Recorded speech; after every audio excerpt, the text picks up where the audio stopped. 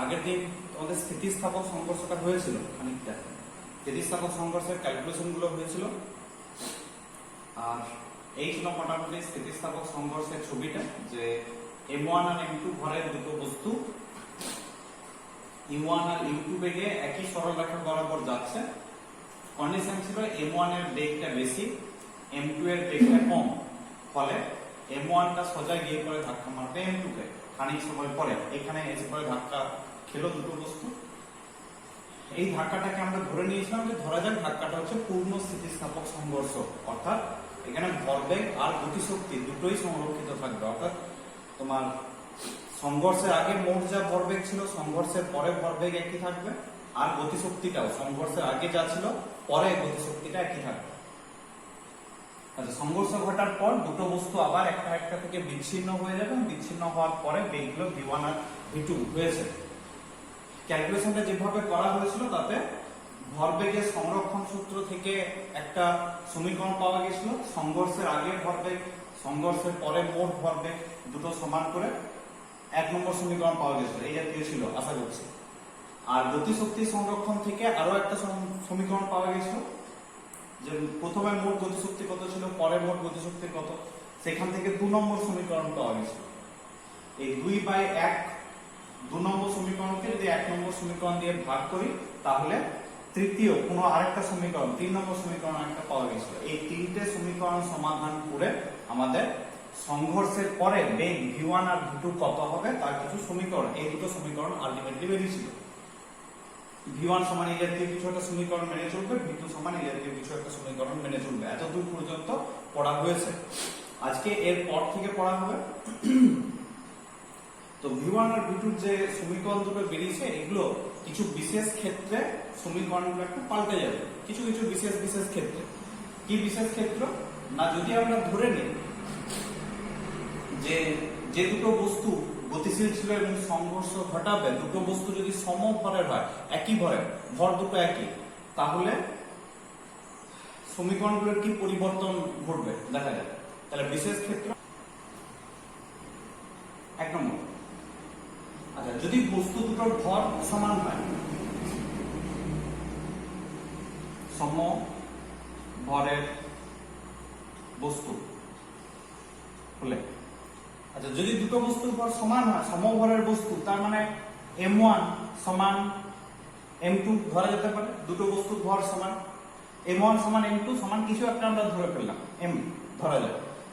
এখন দুটো বস্তুর ভর যদি সমান হয় আর এই সমীকরণে আমরা ভরগুলোকে বসাই, M1 সমান যদি M2 হয় তাহলে V1 এর সমীকরণটা কি দাঁড়াবে? V1 সমান M1 সমান M2 হলে M1 মাইনাস M2, এই পুরো টার্মটা 0 চলে যাবে, দুটো বিয়োগ করলে পড়ে থাকবে শুধুমাত্র এই টার্মটা। এই টার্মটাতে বসাও কি আছে, 2M2, M2 মানে M ধরেছি তাহলে M, আর নিচে M1 প্লাস M2, M1 টাও M, M2 টাও M, তাহলে দুটো যোগ করলে আবার 2M এই হবে। আর ইনটু যেটা আছে সেটা হচ্ছে একটু U2 আছে। এবার 2M 2M যদি কাটা যায় তাহলে এটা শুধুমাত্র পড়ে থাকবে U2, অর্থাৎ V1 সমান যেটা দাঁড়াচ্ছে V1 সমান হচ্ছে U2। মিলিংটা একটু পরে আসছে, V1 সমান U2। একই রকম ভাবে যদি V2 ফর্মুলাতে বসাই, M1 সমান M2 কি আছে, V2 সমান M1 সমান যদি M2 বসিয়ে দিই তাহলে ফার্স্ট টার্ম এটা যেটা ছিল এটা ক্যান্সেল করে যাবে। একই রকম ভাবে সেকেন্ড টার্মটাতে যদি M1 সমান M2 বসিয়ে দিই তাহলে উপরেও 2M আসবে, নিচেও 2M আসবে, কাটা গিয়ে আলটিমেটলি ওই U1 টা পড়ে থাকবে। তাহলে দেখতে পাওয়া যাচ্ছে যে দুটো ভর যদি সমান হয় তাহলে V1 এর মানটা হবে U2 এর সাথে সমান, V1 এর মানটা U2 এর সাথে সমান, তাহলে এর জায়গায় আমি U2 লিখে দিচ্ছি। V1 এর মানটা U2 এর সাথে সমান হবে, আর V2 এর যেটা মান সেটা U1 এর সাথে সমান হবে। তাহলে V2 যেটা লেখা ছিল সেটাকে মুছে দিয়ে আমি U1 লিখে দিলাম, যেহেতু মান দুটো সমান হবে। এখন যদি পুরো ছবিটা খেয়াল করো, দেখো সংঘর্ষের আগে M1 এর বেগ ছিল U1, M2 এর বেগ ছিল U2, কিন্তু সংঘর্ষের পরে M1 এর বেগ হয়ে গেছে U2, M2 এর বেগ হয়ে গেছে U1, মানে বেগ দুটো ইন্টারচেঞ্জ হয়ে গেছে। প্রথমটার যেটা বেগ ছিল সেটা পেয়ে গেছে দ্বিতীয়টা, আর দ্বিতীয়টার যেটা বেগ ছিল সেটা পেয়ে গেছে প্রথমেরটা, অর্থাৎ বেগের ইন্টারচেঞ্জ হয়ে যায়, পারস্পরিক পরিবর্তন হয়ে যায়। অর্থাৎ দুটো সমভরের বস্তুর মধ্যে যদি স্থিতিস্থাপক সংঘর্ষ ঘটে তাহলে তাদের বেগের বিনিময় হয়। একটার বেগ প্রথমটার বেগ দ্বিতীয়টা পেয়ে যাবে, দ্বিতীয়টার বেগ প্রথমটা হচ্ছে সমভরের বস্তু। দুটো বস্তু সমান ভরেরই আগে যেটা ধরা হয়েছিল সেটাই, কিন্তু প্রাথমিকভাবে দ্বিতীয়টি স্থির। যদি 2 নম্বরটা স্থির থাকে, অর্থাৎ কি শর্ত দেওয়া আছে? শর্ত হচ্ছে এরকম যে সমভরের বস্তু মানে m1 সমান m2 হবে, আর প্রাথমিকভাবে দ্বিতীয়টা স্থির। দ্বিতীয়টা স্থির মানে কি? দ্বিতীয়টা m2 টা আমরা ধরে নিয়েছিলাম যে u2 বেগ নিয়ে সামনের দিকে যাচ্ছে, তাহলে অতি অবশ্যই u2 সমান 0 হবে। এই দুটো হচ্ছে কন্ডিশন। এই কন্ডিশন যদি হয় তাহলে ক্যালকুলেশনটা কেমন দাঁড়াবে? এই দুটো সমীকরণ একটু মুছে দিচ্ছি।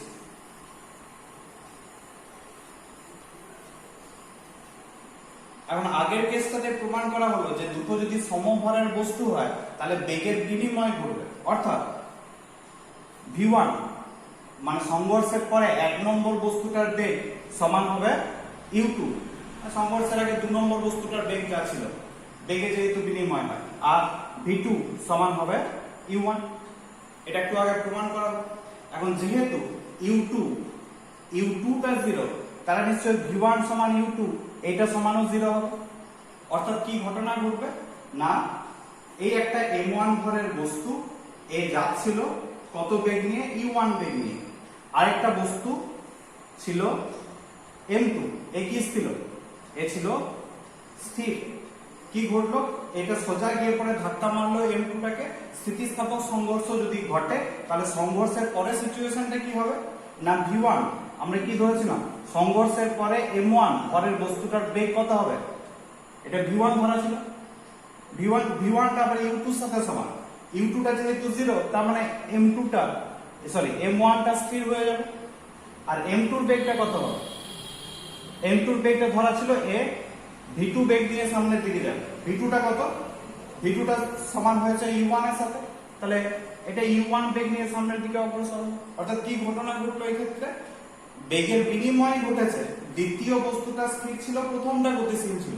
যদি সংঘাত ঘটে যায় স্থিতিস্থাপক সংঘর্ষ, তাহলে প্রথমটা গিয়ে এটাকে ধাক্কা মারবে এবং প্রথমটা এর জায়গায় স্থির হয়ে যাবে এবং m2 টা সামনের দিকে গতিশীল হয়ে যাবে। তাহলে প্রথমটা স্থির হয়ে গেল। যত সমস্ত সংঘর্ষ হয় বা বাস্তব ক্ষেত্রে যে বস্তুগুলো আছে, বস্তুগুলো 3 ভাগে বিভক্ত ছিল। একটা হচ্ছে পূর্ণ স্থিতিস্থাপক, একটা পূর্ণ অস্থিতিস্থাপক, আর একটা আংশিক স্থিতিস্থাপক। তো বলা হয়েছিল যে বাস্তব ক্ষেত্রে পূর্ণ স্থিতিস্থাপক বস্তু হয় না, আর পূর্ণ অস্থিতিস্থাপক বস্তু বলেও কিছু হয় না। যেগুলো বাস্তব ক্ষেত্রে বস্তুগুলো আমরা পাই প্রত্যেকটাই হচ্ছে আংশিক স্থিতিস্থাপক। তাই বাস্তব ক্ষেত্রে যে কোনো সংঘর্ষের কথা ভাবো না কেন, প্রত্যেকটা সংঘর্ষ হবে আংশিক স্থিতিস্থাপক সংঘর্ষ। আর কিছু কিছু ক্ষেত্রে পূর্ণ অস্থিতিস্থাপক সংঘর্ষ দেখা যায়। যেমন একটা উদাহরণ দিয়েছিলাম যে কাদার ডেলা, এটা হচ্ছে মোটামুটি রকম ভাবে একটা পূর্ণ অস্থিতিস্থাপক বস্তু ধরে নেওয়া যেতে পারে। কারণ কাদার ডেলাকে যদি বাইরের দিক থেকে চাপ দেওয়া হয়, কাদার ডেলাটা বিকৃত হয়ে যাবে, সাইজ শেপের পরিবর্তন ঘটে যাবে। কিন্তু প্রযুক্ত বলটাকে যদি সরিয়ে নেওয়া হয় তাহলে ওটা আর নিজের আকার আকৃতি ফেরত পাবে না। তাই এটাকে মোটামুটি রকম ভাবে পূর্ণ অস্থিতিস্থাপক বস্তু হিসাবে ধরে নেওয়া যেতে পারে। আচ্ছা, এখন যে সংঘর্ষটার কথা পড়তে হবে সেটা হচ্ছে বাস্তবে যদি সংঘর্ষগুলো পূর্ণ স্থিতিস্থাপক না হয় তাহলে আংশিক স্থিতিস্থাপক সংঘর্ষগুলো কেমন চরিত্র হবে, ওর ধর্মটা কেমন হবে, সেই জায়গায় আছে। এই ছিল মোটামুটি সংঘর্ষের ছবি। আগে যে ছবিটা ছিল সেটাই। শুধুমাত্র এই ক্ষেত্রে আমরা ধরে নেব এইখানে যে সংঘাতটা ঘটেছে সেই সংঘাতটা পূর্ণ স্থিতিস্থাপক নয়, এই সংঘাতটা হচ্ছে আংশিক স্থিতিস্থাপক একটা সংঘর্ষ। আচ্ছা, আংশিক স্থিতিস্থাপক সংঘর্ষ যদি হয় কিছু রাশি সম্পর্কে আমাদের একটু জেনে রাখতে হবে। সেটা হচ্ছে প্রথমে যে কন্ডিশনটা দেওয়া ছিল যে m1 আর m2 একই সরলরেখা বরাবর গতিশীল আছে। কার বেগ বেশি বা কম? পেছনে যে বস্তুটা আছে মানে m1 বস্তুটার বেগ u1 এটা অতি অবশ্যই গ্রেটার দেন u2। ঠিক আছে, অতি অবশ্যই গ্রেটার দেন u2। তার মানে কি হবে, এর পেছনেরটার বেগ যদি বেশি হয় তাহলে গিয়ে পরে ধাক্কা মারবে। আচ্ছা, ধাক্কা যদি মারে তাহলে এই দুটো দূরত্বে কি পরিবর্তন ঘটবে? অতি অবশ্যই দূরত্বটা সংঘর্ষের আগে পর্যন্ত দূরত্বটা আস্তে আস্তে আস্তে আস্তে কমতে থাকবে। আস্তে আস্তে যদি কমে তবেই খানিক সময় পরে গিয়ে পরে সংঘর্ষ বাড়বে। তাহলে সংঘর্ষ ঘটার আগের সিচুয়েশনটার কথা যদি আমরা ভাবি, তার মানে এই ক্ষেত্রে পারস্পরিক যেটা দূরত্ব সেটা ক্রমাগত নিশ্চয়ই কমবে, অতি অবশ্যই ক্রমাগত কমবে। এখন যদি আমরা ধরে নিই যে একটা লোক M2 বস্তুটার উপর দাঁড়িয়ে আছে এবং M1টাকে দেখছে যে M1টা কি ঘটনা ঘটছে, সামনের দিকে আসছে না পেছনে পিছিয়ে যাচ্ছে, তাহলে এই লোকটা কি দেখবে? M1টাকে। M2টাকে যদি আমরা কোনো একটা বাস হিসাবে আমরা ধরে নিই যে এটা একটা বাস, বাসের ভিতরে লোকটা বসে আছে, পেছন থেকে আরেকটা বাস আছে এবং খুব স্পিডে, তাহলে এই কি দেখবে? যে বাসটা ক্রমাগত আস্তে আস্তে সামনের দিকে এগিয়ে আসছে। যত বেগ নিয়ে সামনের দিকে এগিয়ে আসছে সেটাকে বলা হচ্ছে, যেহেতু এগিয়ে আসছে তাই এটাকে বলা হয় আগমন বেগ। আগমন বেগ, আগমন বেগ। আগমন বেগের মান কত হবে? এই লোকটা একে কত বেগে এগিয়ে আসতে দেখবে? যেহেতু এই লোকটা M2 এর উপর বসে আছে এবং M2 থেকে M1 কে দেখছে, তাহলে নিশ্চয়ই এখানে একটা আপেক্ষিক বেগের সম্পর্ক আছে যে M2 এর সাপেক্ষে M1 এর আপেক্ষিক বেগ কত। আপেক্ষিক বেগের ফর্মুলা কি? যার সাপেক্ষে আমরা বার করি সেটাকে বাদ দিতে হয়, বিয়োগ করতে হয়। তাহলে নিশ্চয়ই আপেক্ষিক বেগ হবে u1 মাইনাস u2, এই হবে M2 এর সাপেক্ষে M1 এর আপেক্ষিক বেগ। এবং M2 থেকে দেখলে মনে হবে যে M1টা আস্তে আস্তে আস্তে আস্তে সামনের দিকে এগিয়ে আসছে। এই হচ্ছে আগমন বেগের মান। একই রকম ভাবে সংঘর্ষের পরের সিচুয়েশনটা যদি বিচার করি, যে সংঘাত ঘটে গেল, তারপর দুটো বস্তু একটা বস্তু থেকে কি হবে? বিচ্ছিন্ন হয়ে যাবে সম্পূর্ণ রকম ভাবে। বিচ্ছিন্ন হওয়ার পর কন্ডিশনটা কি ছিল? যে যেহেতু সংঘাত ঘটেছে সেহেতু M1 এর বেগটা কি হবে? আগে ছিল u1, পরে v1 হয়েছে। এদের মধ্যে সম্পর্কটা কি? u1 আর v1 এর মধ্যে অতি অবশ্যই v1টা লেস দেন হয়ে যাবে u1, আগে যা বেগ ছিল তার থেকে কমে যাবে। আর এই যেহেতু সোজা গিয়ে পরে ধাক্কা মারছে M2 কে, তাহলে M2 এর বেগটা কি হয়ে যাবে? খানিকটা বেড়ে যাবে। তাহলে নিশ্চয়ই এটা v2টা গ্রেটার দেন u2 হবে। এটা ছিল কন্ডিশন। আচ্ছা, যদি সামনেরটার বেগটা বেড়ে যায় তার মানে সংঘর্ষের পরে এদের পারস্পরিক দূরত্বের কি পরিবর্তন ঘটবে? অতি অবশ্যই সংঘর্ষের পরে যেহেতু সামনেরটার বেগটা বেড়ে যাচ্ছে, এ তো ছিটকে সামনের দিকে বাইরে বেরিয়ে চলে যাবে। সুতরাং এদের পারস্পরিক দূরত্ব কিন্তু ক্রমাগত আস্তে আস্তে বাড়তে থাকবে। তাহলে সংঘর্ষের পরে এদের পারস্পরিক যেটা দূরত্বটা বাড়বে। আচ্ছা, এখন যদি কোনো একটা লোক M2 থেকে যদি আমরা ধরে নিই, M2 থেকে M1 কে দেখছে, তাহলে ও কি দেখতে পাবে? বা সব থেকে বুঝতে সুবিধা হবে যদি লোকটাকে M1 এর উপর ধরে না, যে লোকটা M1 এর উপর বসে আছে, তাহলে M2টাকে কি দেখবে? M2টা ক্রমাগত ওর কাছে সরে আসছে না M2টা সামনের দিকে দূরে সরে চলে গেছে? যেহেতু সংঘর্ষের পরে M2 এর বেগটা বেড়ে যাবে, তাহলে M1 কি দেখবে? যে M2টা স্পিডে সামনের দিকে বেরিয়ে চলে যাচ্ছে, দূরত্বটা ক্রমাগত বাড়ছে।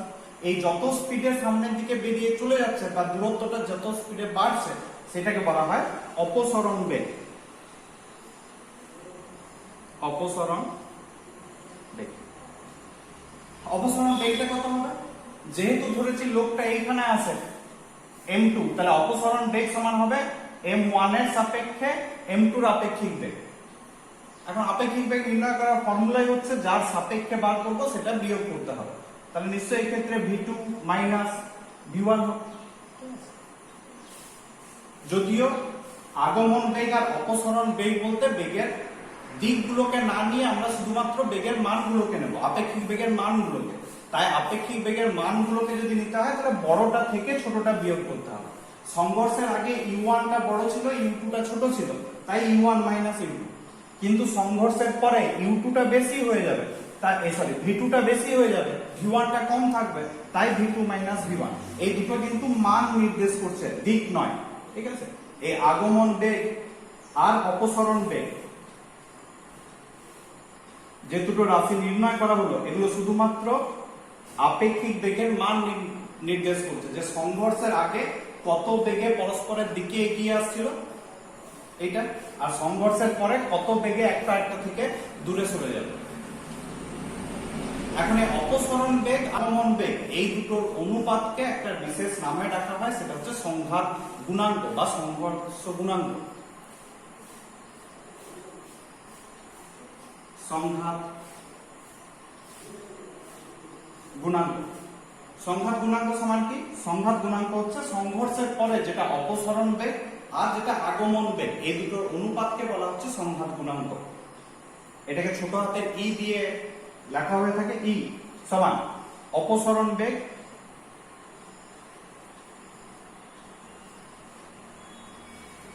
ডিভাইড বাই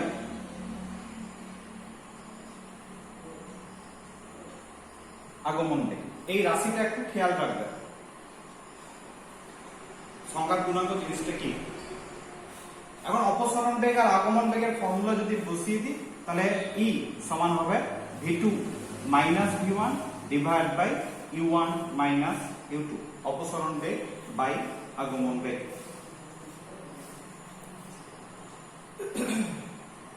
এই গাণিতিক ফর্মুলাটা মনে না রাখলেও এই ফর্মুলাটা ভাষা দিয়ে অন্তত পক্ষে মনে রাখবে, যে এই সমান কি হয়, অপসরণ বেগ বাই আগমন বেগ, মানে সংঘাতের পরে কত বেগে দূরে সরে যাচ্ছে ডিভাইড বাই সংঘাতের আগে কত বেগে কাছাকাছি সরে আসছে, এই দুটোর অনুপাত। এখন এই রাশিটা থেকে আমরা কি পাবো?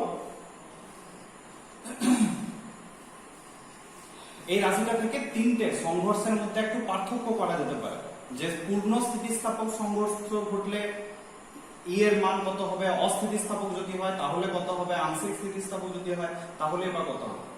দেখো, পূর্ণ স্থিতিস্থাপক সংঘর্ষের সময় ছবিটা কমছে,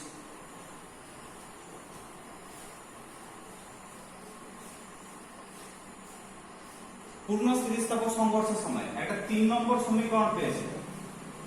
3 নম্বর সমীকরণ, ওই 2 নম্বর সমীকরণ বাই 1 নম্বর সমীকরণ করে একটা 3 নম্বর সমীকরণ পাওয়া গেছিল। 3 নম্বর সমীকরণটা ছিল সম্ভবত এইরকম, যে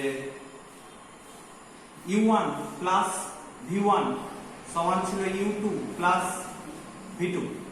এটা 3 নম্বর সমীকরণটা ছিল, ঠিক আছে? একটু খাতা খুলে দেখে নিতে পারো কি করা হয়েছিল 3 নম্বর সমীকরণ থেকে। না, v1 এর মানটা বের করে একবার 1 নম্বর সমীকরণে বসিয়েছিলাম, একবার v2 এর মানটা বের করে 1 নম্বর সমীকরণে বসিয়েছিলাম সমাধান করার জন্য। আচ্ছা, এই সমীকরণটা থেকেই দেখো, u2 টাকে যদি এইদিকে নিয়ে চলে আসি, u1 টাকে ওইদিকে নিয়ে চলে যায়, তাহলে কি পাওয়া যাবে? u1 মাইনাস u2 সমান নিশ্চয় পাওয়া যাবে, ওইদিকে v2 আছে, v1 টাকে যদি নিয়ে যায় তাহলে মাইনাস v1 হবে। এই সমীকরণটা কিন্তু শুধুমাত্র কোন সংঘর্ষের জন্য? এটা কিন্তু পূর্ণ স্থিতিস্থাপক সংঘর্ষের জন্য।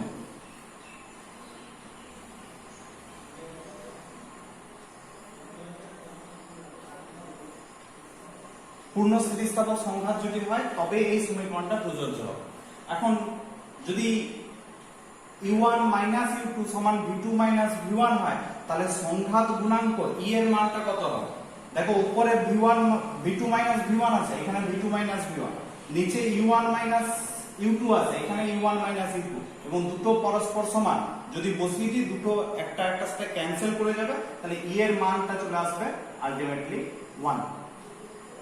অর্থাৎ যদি পূর্ণ স্থিতিস্থাপক সংঘর্ষ হয় তাহলে সংঘাত গুণাঙ্কের মানটা হয় 1। এটা তোমাদের মাল্টিপল চয়েসে মাঝে মধ্যে কোশ্চেন চলে আসে টুকটাক, বা ছোট 1 নম্বরের কোশ্চেন, যে পূর্ণ স্থিতিস্থাপক সংঘর্ষের ক্ষেত্রে ই এর মানটা কত হয়? ই এর মানটা হবে জাস্ট 1 হবে।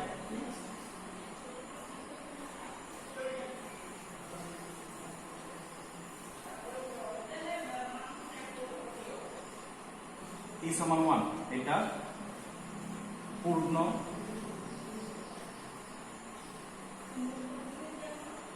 স্থিতিস্থাপক সংঘর্ষ। আচ্ছা, যদি পূর্ণ অস্থিতিস্থাপক সংঘর্ষ হয়, পূর্ণ অস্থিতিস্থাপক, তখন ই এর মানটা কত হবে?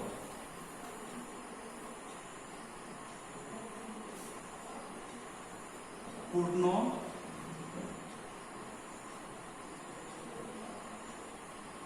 অস্থিতিস্থাপক সংঘর্ষ, পূর্ণ অস্থিতিস্থাপকের উদাহরণ কি বলেছিলাম? অস্থিতিস্থাপক, পূর্ণ অস্থিতিস্থাপক বস্তু হচ্ছে কাদার ডেলা।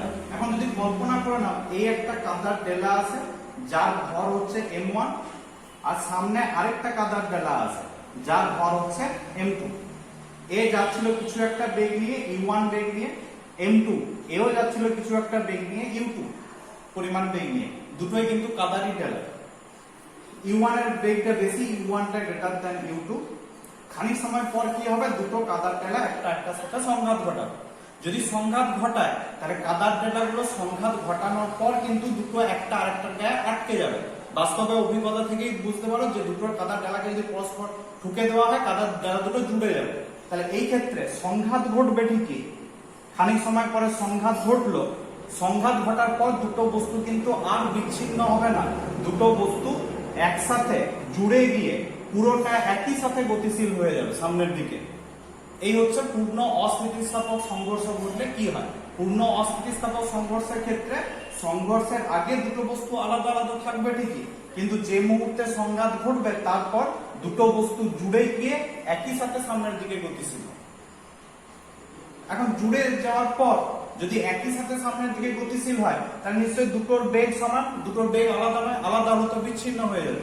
তাহলে দুটোর বেগ কিছু একটা ধরে নাও, দুটোর বেগ হচ্ছে v জুড়ে যাওয়ার পর। তাহলে আগমন বেগ কত এক্ষেত্রে? আচ্ছা, নিচের ফর্মুলাটা যদি মুছেও দিই, সংঘাত গুণাঙ্ক অপসরণ বেগ। অপসরণ বেগ মানে কি? সংঘাতের পর দূরে কত বেগে সরে যাচ্ছে একটা একটা থেকে। এখন সংঘাতের পর তো কেউ তো দূরে সরে যাচ্ছে না, এক্ষেত্রে দুটো একই বেগে সামনের দিকে যাচ্ছে। একই বেগে সামনের দিকে যাওয়া মানে v1 আর v2 দুটো সমানই হবে।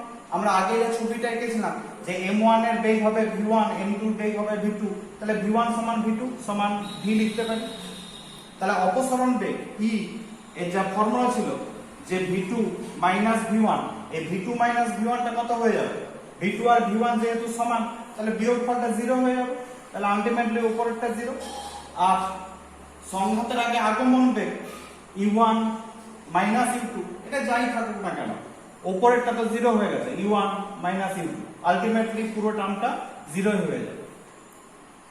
তাহলে পূর্ণ অস্থিতিস্থাপক সংঘর্ষ যদি হয় তাহলে e মানে সংঘাত গুণাঙ্কের মানটা হয়ে যাবে 0। পূর্ণ স্থিতিস্থাপক সংঘর্ষের ক্ষেত্রে 1 আর পূর্ণ অস্থিতিস্থাপক সংঘর্ষের ক্ষেত্রে হয়ে যাবে 0। এই দুটো মান একটু খেয়াল রাখবেন।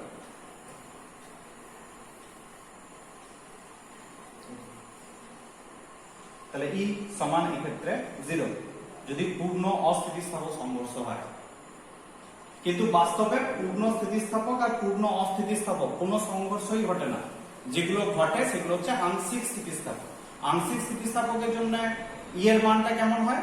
E এর মানটা হবে 0 আর 1 এই দুটোর মাঝামাঝি কিছু একটা, একের থেকে বেশি হবে না, 0 কম হবে না, 0 আর 1 এর মাঝামাঝি হতে হবে।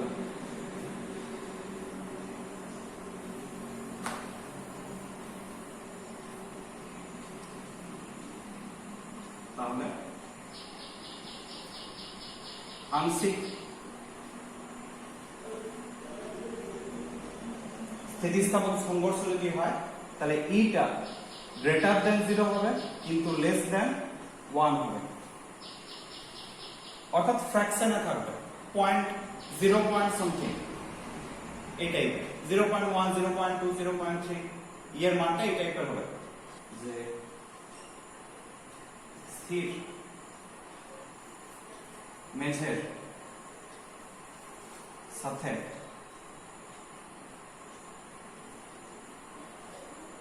উলম্বভাবে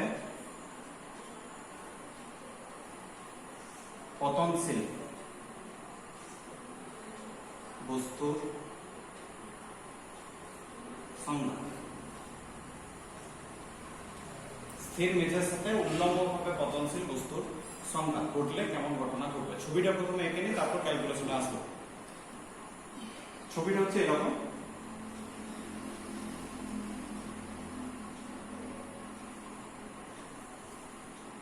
ধরে নেওয়া যাক এই হচ্ছে স্থির মেঝে, একটা বস্তুকে এই উচ্চতা থেকে ফেলে দেওয়া হলো, এইখান থেকে একটা বস্তুকে আমি ফেলে দিচ্ছি, কতটা হাইট থেকে?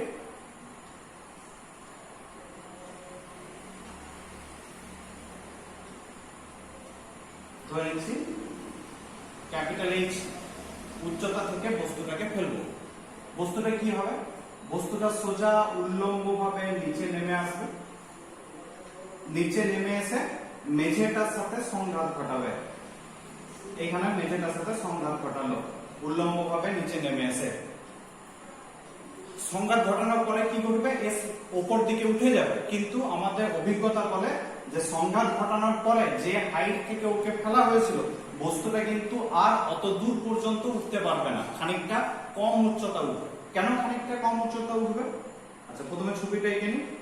এখানে সংঘাতটা ঘটলো, ঠিক আছে? সংঘাত ঘটার পর বস্তুটা আবার উপরের দিকে উঠবে। ধরে নিচ্ছে এত দূর পর্যন্ত বস্তুটা উঠেছে, এত দূর পর্যন্ত। আগে যে হাইট থেকে ফেলা হয়েছিল তার থেকে কম উচ্চতায় উঠবে, এত দূর পর্যন্ত উঠবে। এখান থেকে কতটা উচ্চতা? এটা ধরে নিচ্ছি h1 উচ্চতা ধরেছি। নেক্সট টাইম কি ঘটবে? এত দূর উচ্চতা উঠলো, বস্তুটা আবার ওই উচ্চতা থেকে আবার নিচের দিকে নামবে। নিচের দিকে নেমে দ্বিতীয়বার মেঝেটার সাথে আবার সংঘাত ঘটাবে। উপর থেকে নিচে নামলো, সংঘাত ঘটাচ্ছে। তাহলে কতটা উচ্চতা ও নিচের দিকে নামবে? আর যতটা উচ্চতা উপর দিকে উঠেছিল সমপরিমাণ উচ্চতা আবার ওকে নামতে হবে সংঘাত ঘটানোর জন্য। তাহলে এইখানে দ্বিতীয় সংঘাতটা ঘটালো। এখানে সংঘাত ঘটানোর পর কি হবে? সংঘাতটা ঘটলো ও আবার উপর দিকে গতিশীল হবে। কিন্তু দ্বিতীয়বার উপর দিকে যাওয়ার সময় যে হাইট থেকে বস্তুটা পড়েছিল অতটা হাইট পর্যন্ত কিন্তু আর উঠতে পারবে না, আরো খানিকটা কম উচ্চতা পর্যন্ত উঠবে। ধরে নিচ্ছে এত দূর উচ্চতা পর্যন্ত উঠবে। তাহলে বস্তুটা এত দূর পর্যন্ত উচ্চতা পর্যন্ত উঠলো।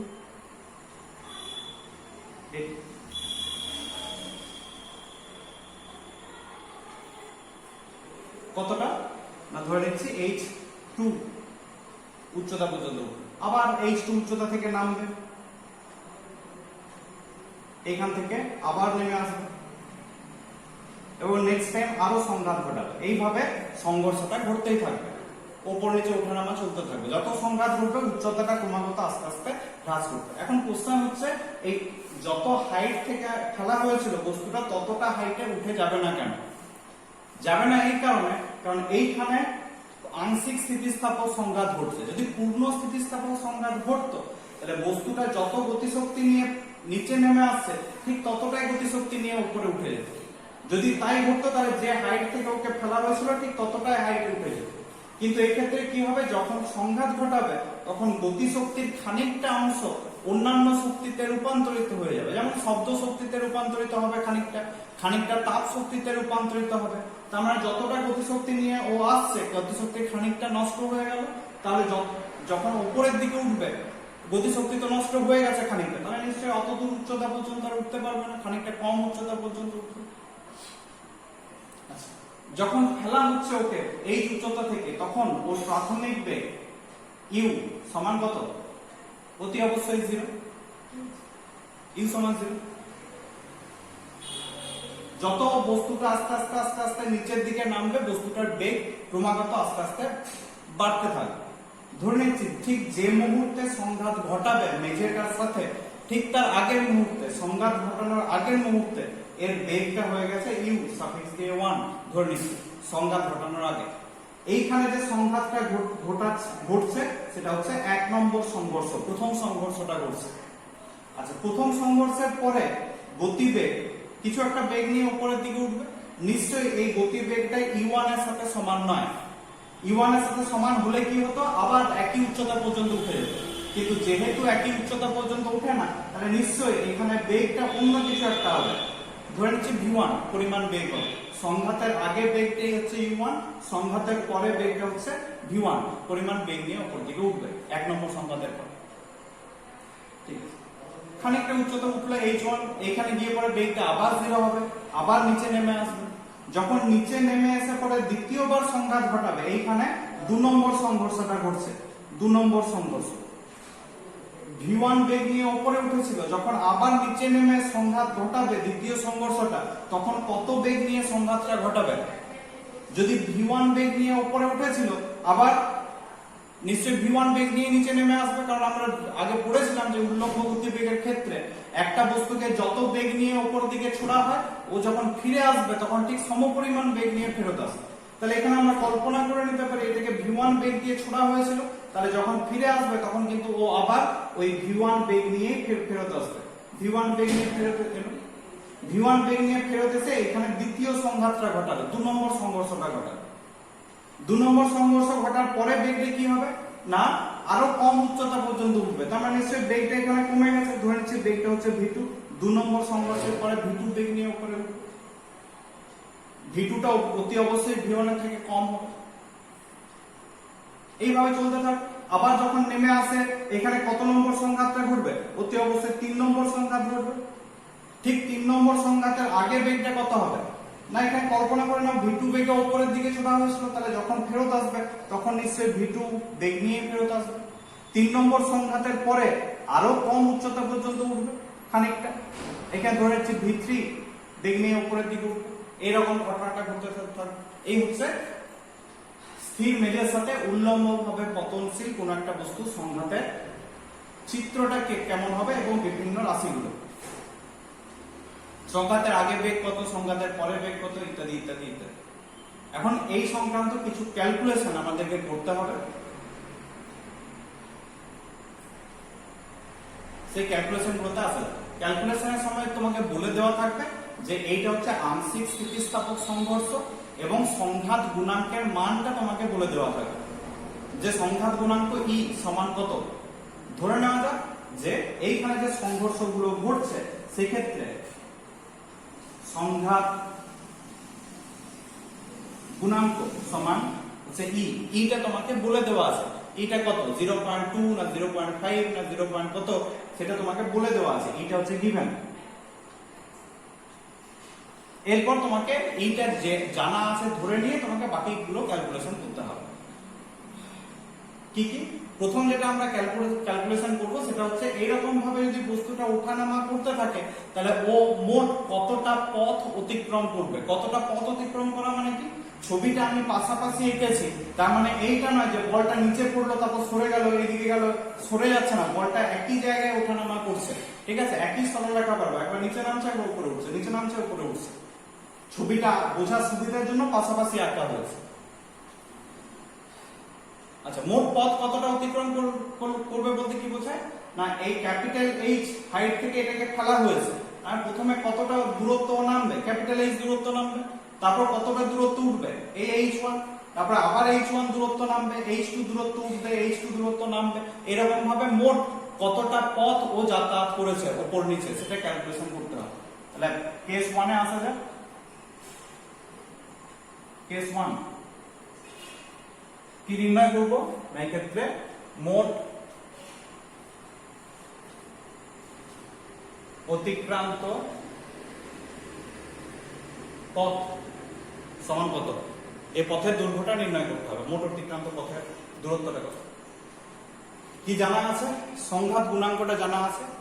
এখন মোট অতিক্রান্ত পথ এটা যদি আমরা s হিসাবে ধরে নিই তাহলে সমীকরণ ছবিটা থেকে s সমান কত পাবো না, প্রথমে এই ক্যাপিটাল H উচ্চতা নেমেছে, তার মানে ক্যাপিটাল H প্লাস তারপরে কি h1 উচ্চতা উঠেছে, আবার h1 উচ্চতা নেমেছে, তাহলে উঠেছে h1 নেমেছে h1, মোট কতটা পথ গেছে, তাহলে 2 into h1 এতটা দূরত্ব গেছে। দ্বিতীয়বার সংঘর্ষের পরে h2 উচ্চতা উঠেছে, আবার h2 উচ্চতা নেমেছে, তার মানে মোট দূরত্ব যাবে 2h2। তারপরে 3 নম্বর সংঘাত ঘটবে, h3 উচ্চতা উঠবে, h3 উচ্চতা নামবে, একই রকম ভাবে যদি করে যায় তাহলে 2h3 এরকম ভাবে চলতে থাকবে। এরকম কতগুলো সংঘাত ঘটবে, গাণিতিক ভাবে বা ম্যাথমেটিক্যালি বলা যায় যে এখানে সংঘর্ষের সংখ্যা কিন্তু সংঘর্ষের পরে অতিক্রান্ত দূরত্বটা খুব কমে যাবে, কিন্তু ম্যাথমেটিক্যালি এখানে অসীম সংখ্যক সংঘাত ঘটবে, যে 5টা 6টা সংঘর্ষ ঘটবে তারপর স্থির হয়ে যাবে এমনটা না। আমরা এমনিতে একটা বল ফেলে দিলে দেখতে পাই যে 2-4টে সংঘর্ষের পর বলটা স্থির হয়ে গেল। স্থির হয়ে যাওয়া মানে এটা বাহ্যিকভাবে আমাদের দেখে মনে হতে পারে যে স্থির হলো, কিন্তু ওর মধ্যে একটা কম্পন থেকেই যায়, বলটার মধ্যে খুব সূক্ষ্ম হলেও একটা কম্পন থেকে যায়। তাহলে আলটিমেট যদি শেষ পর্যন্ত স্থির হওয়া পর্যন্ত, প্রকৃতপক্ষে স্থির হওয়া পর্যন্ত কথাটা ভাবি, তাহলে কিন্তু এখানে অসীম সংখ্যক সংঘাত ঘটবে। আর অসীম সংখ্যক যদি সংঘাত ঘটে, তাহলে এই যে যোগ করে করে যাচ্ছি, টার্মগুলো থাকবে ইনফাইনাইট, অসীম দূরত্ব পর্যন্ত।